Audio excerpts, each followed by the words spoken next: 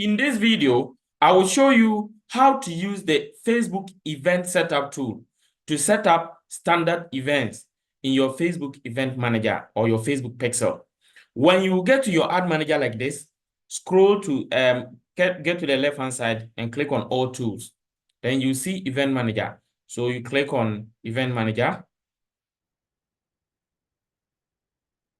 Then it brings you to the event manager. When you come to event manager, to data sources.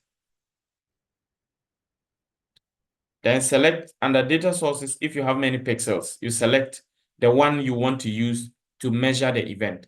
So the one I want to use is this one. So I've selected my pixel. For those who don't have a pixel, I will leave a link in the description of this video for you to follow it and create a pixel. Okay. So when you come to your pixel, you click on settings.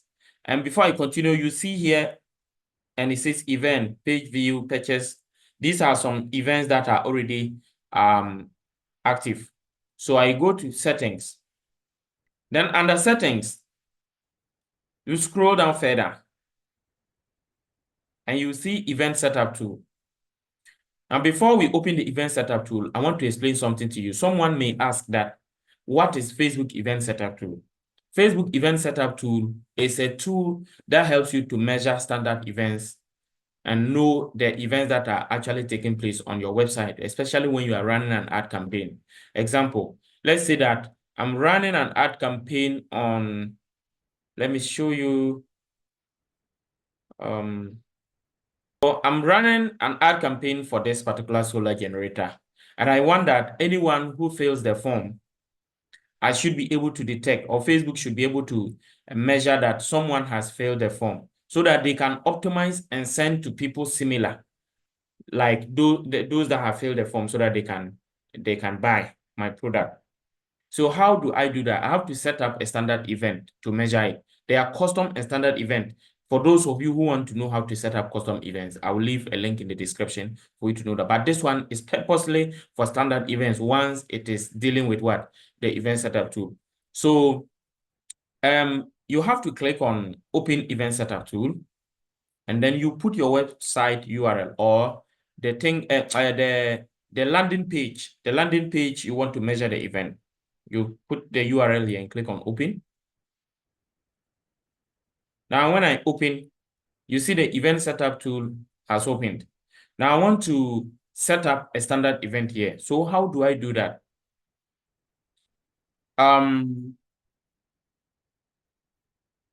So far, they are telling me that there is an event on this page that is called purchase. Okay, so as you can see, there is already an active event here that is for purchase. So I don't want to really use this one. I want to reset up my event for purchase because this particular event is not working the way I want. So I'm clicking on delete it, delete, and I've deleted it. So currently, there's no event on this page. So to set up a purchase event, what I have to do is to take the action I want. There are two ways to set up an event. You can either set up an event by tracking a button or URL. If I'm going to track a button, it means that I'm going to say that if someone clicks a certain button, then it should be recorded. So for example, if I click on track new button, I will come and click the button I want. So if I want to track someone for submitting this button, I'll click on this button. And you see, they will now ask me to select the event for it. So I can select that. I am naming someone who clicked this button as what? Maybe initiate checkout or anything like that. However, for now, I don't want to track that button. So I'll just come back. I want to track a URL. So to track the URL, I have to take the action I want and get to the URL that I want to track. So I want someone who fills this form. So example, if someone fills this form, then just put this one.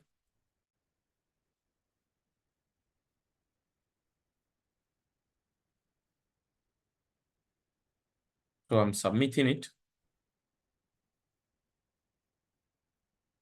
And it brings me to the thank you page. So this is the thank you page. So I want to track the URL of the thank you page so that if someone submits any form, I'll be able to track the person. If someone submits a form he will get to the thank you page and I can track him. So I'll come and click on what? Track URL. So by default, it will take the URL of this page. Then I will come here and say, okay, so it should be contain or equals.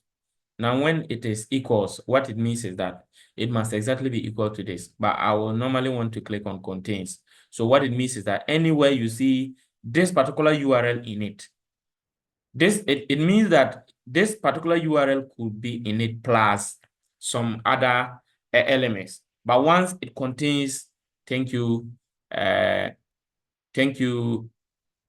solar power generator, it should be what recorded as a purchase, if as what that particular event I want to choose.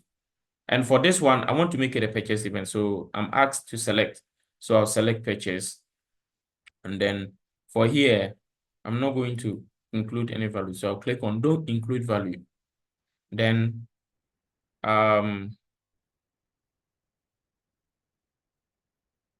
okay, let me just check. Okay, I'm choosing the value from on the page. It can help me to calculate my returns on investment. However, if the currency on your website and the currency on your other account are not the same, then I will advise you not to include the value. But if they are the same, you can include the value. Okay, so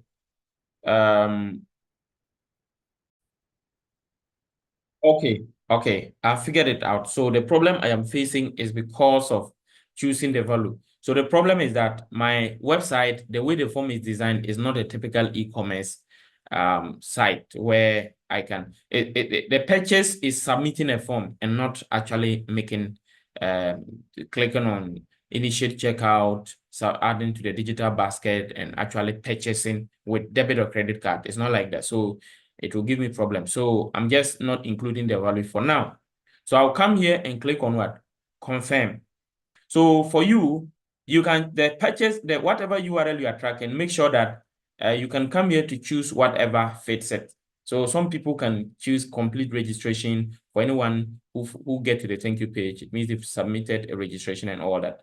For me, my own, if someone submit, I record it as a purchase. So I'll click on confirm. So that particular event has been what? Set up and is tracking the URL of the thank you page of anyone who comes to fill this form. So example, if you now want to know whether your event is working properly or not, what you should do is after it has been created, you come here and then you submit, put your information, then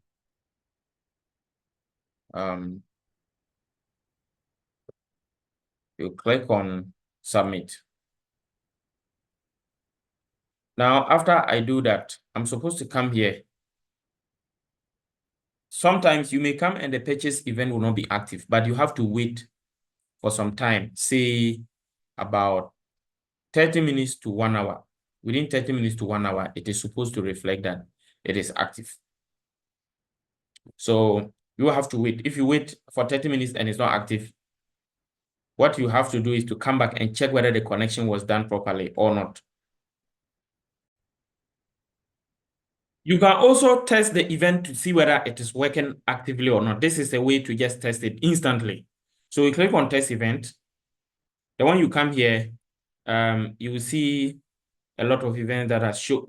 Probably if you have done some tests in the past, it will show here. If no event is showing, I want to, let me just clear previous activity. Okay. So when you come, it's supposed to be like this. So you see confirm your server's events are set up correctly and the website event. So come to the second option, then put your URL of the landing page there or the website, click on open. So when you open, I want to fill the form. So make it 4. So I'm going to submit the form. It takes me to the thank you page, which means my form has been successfully submitted.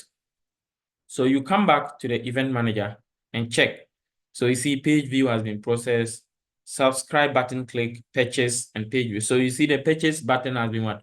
Processed. So it means that the purchase event I've set up is what? Active. So if someone follows and then makes a purchase, it will actually record that a purchase has been made. That is exactly how to set up an event using the event setup tool. It is the same process for any other event you may want to set up. If you follow it, you'll be able to do it. And if you are experiencing any problem, you can leave your comments in the comment section. You can follow the WhatsApp or Telegram link to contact me, and I will help you. But I charge very affordable prices to help you set up an effective ad campaign on Facebook, Instagram, and Google Ads, and be able to track your conversions correctly. Our prices are very affordable. When you reach out to us, we will get back to you. Thank you once again, and see you in the next video. Remember to subscribe, turn on the notification bell, and like this video. Bye-bye.